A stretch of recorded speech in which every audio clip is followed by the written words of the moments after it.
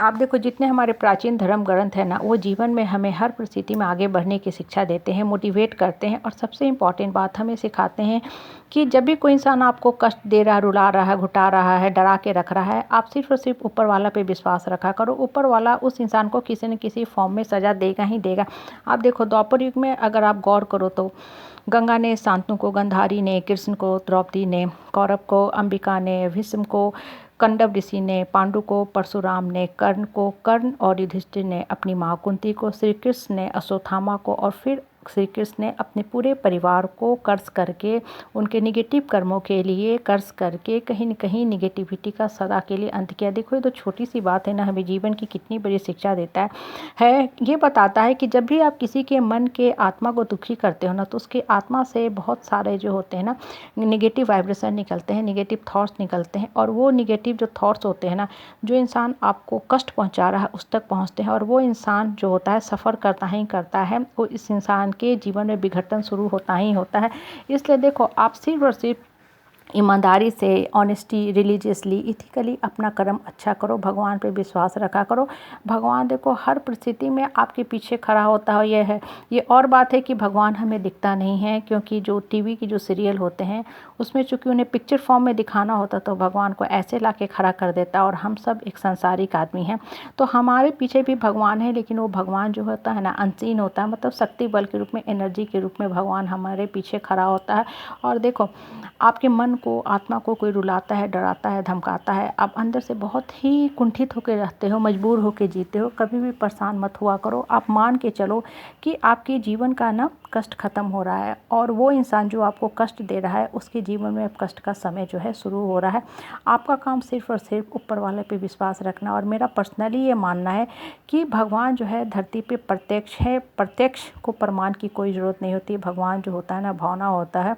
अगर आप मन से, शांत मन से याद करोगे ना, तो भगवान हर परिस्थिति में आपके पीछे खड़ा होता है। और ये जो भगवान की भावना होती है ना, आपका अंतर्मन बोलना शुरू करता है। आप जीवन की परिस्थिति से जूझ रहे हो, आपको समझ नहीं आ रहा हम क्या करें, कैसे करें, नहीं करें। आप परिवार के लोगों के साथ बैठते हो, सजेशन लेने का कोशिश करते हो, वहाँ तो आपको देखो सजेशन नहीं मिलता है, आप किसी निष्कर्ष पे भी नहीं पहुँच पाते हैं, उल्टा आप बहुत ज़्यादा कन्फ्यूज हो जाते हो।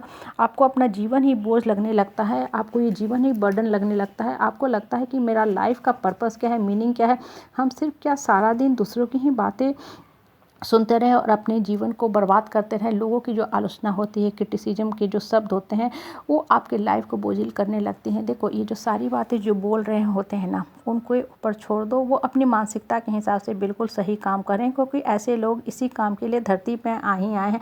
अश्वत्थामा भी आया था तो उसका एक पर्टिकुलर रोल था, वो उसी काम के लिए आया था। श्री कृष्ण पे आए तो एक पर्टिकुलर काम के लिए आए। कहने का मतलब होता है ना कि धरती पे पॉजिटिविटी और निगेटिविटी जो है ना हमेशा ही हमेशा चलती रहेगी।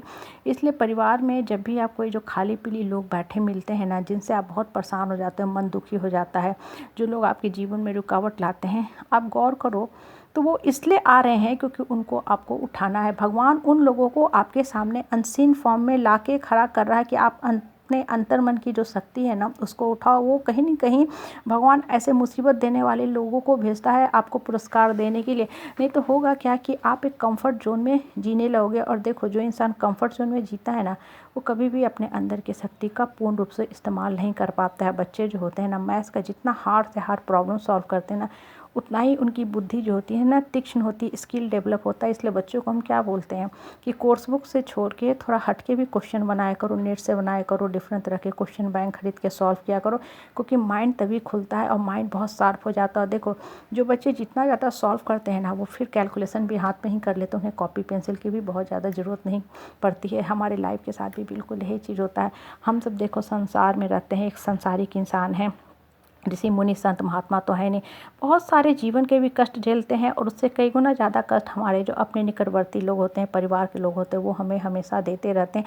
लेकिन कभी भी उससे विचलित मत हुआ करो। आप मान के चलो कि भगवान आपके पीछे खड़ा है और ये लोग जो आपको कष्ट दे रहे हैं, आपके जीवन में रुकावट डाल रहे हैं, जीवन में बाधा खड़ा करने का कोशिश कर रहे हैं, किसी न किसी फॉर्म में भगवान आएगा ही आएगा और इन लोगों का भी विघटन शुरू होना ही होना है। और देखो ये जो चीज़ें होती हैं ना, होके ही रहता है। इसलिए अनवरत रूप से, निरंतर रूप से भगवान पे सिर्फ विश्वास किया करो।